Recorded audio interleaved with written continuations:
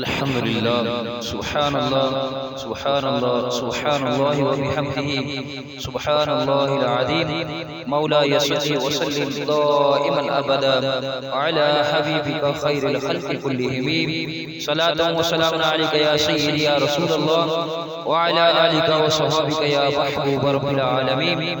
تعظیم جس نے کی ہے محمد کے نام کی، سبحان اللہ سبحان اللہ، تعظیم جس نے کی ہے محمد کے نام کی، اللہ نے اس پہ آتش دوزخ حرام کی، سبحان اللہ صلی اللہ تعالی علیہ وآلہ وسلم۔ میری نہایت ہی واجب اور احترام بزرگ دوستو، نوجوان ساتھیو، سلطان محمود غزنوی نے ایک روز اپنے خادم خاص سے کہا، ایاز کے بیٹے پانی لاؤ۔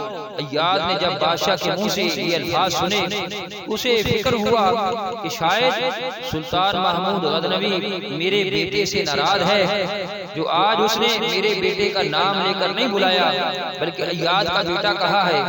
بہرحال ایاز پریشان ہو گیا۔ بادشاہ نے ایاز سے پوچھا، کیا وجہ ہے، تم پریشان کیوں ہو؟ ایاز نے کہا، شاہ معظم، آج آپ نے میرے بیٹے کو بلایا مگر اس کا نام نہیں لیا بلکہ ایاز کے بیٹے کہہ کر بلایا۔ مجھے فکر ہوا شاید میرے بیٹے سے کوئی گستاخی ہوئی ہے، اس نے کوئی بے ادبی کی ہے۔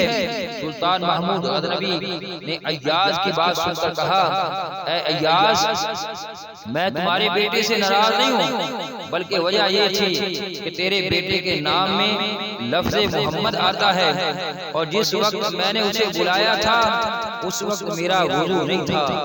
اللہ اکبر اللہ اکبر، مجھے شرم آتی ہے کہ بے وضو لفظ محمد زبان پر لاؤں۔ تفسیر روح البیان ہے، جلد 7 ہے، صفحہ 185 ہے۔ سامعین محترم، یہ وہ نام مقدس ہے جس کو لینے سے پہلے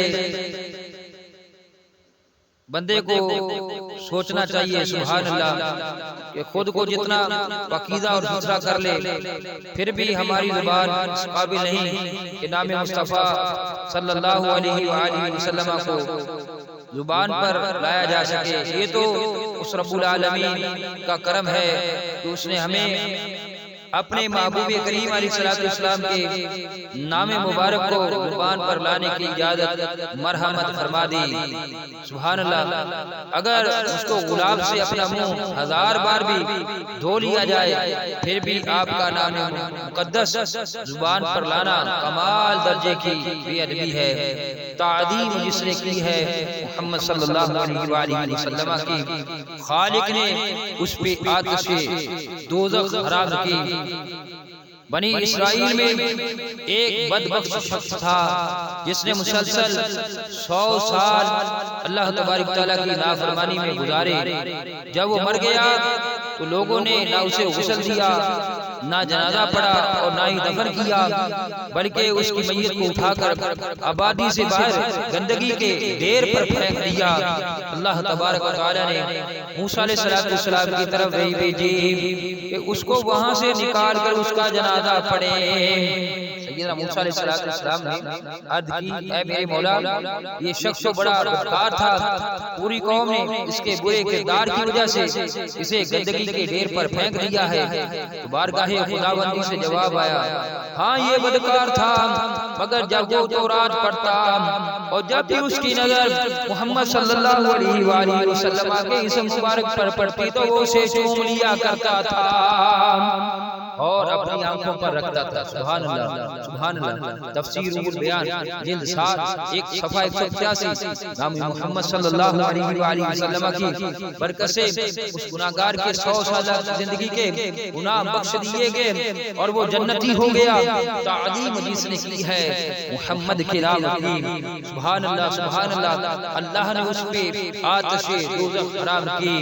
اس لیے تو اعلی حضرت بارگاہ محبوب کریم صلی اللہ علیہ وآلہ وسلم میں عرض کرتے ہیں، کروں تیرے نام پر جان فدا، کروں تیرے نام پر جان فدا، نہ بس ایک جان دو جہاں فدا، کروں تیرے نام پر جان فدا، نہ بس ایک جاں دو جہاں فدا، نہیں دو جہاں سے بھی جی برا، کیا کروں کروڑوں جہاں نہیں۔ سبحان اللہ سبحان اللہ۔ اللہ رب العزت کے حضور دعا ہے کہ اللہ تبارک و تعالی ہمیں نام مصطفیٰ صلی اللہ علیہ وآلہ وسلم کے نام کی عزت تعظیم اور ادب کرنے کی توفیق عطا فرمائے، اور اس میں مبارک کا فیضان بے پایہ عنایت فرمائے، اور ہم شاہکاروں کے لیے باعث نجات